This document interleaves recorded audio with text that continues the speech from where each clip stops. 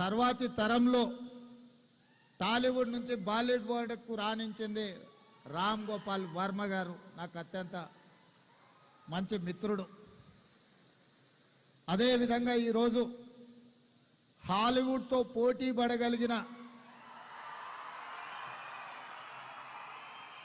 టాలీవుడ్ బాలీవుడ్ దాటి హాలీవుడ్తోనే పోటీ పడగలిగిన బాహుబలి ఇవాళ రాణించింది అని అంటే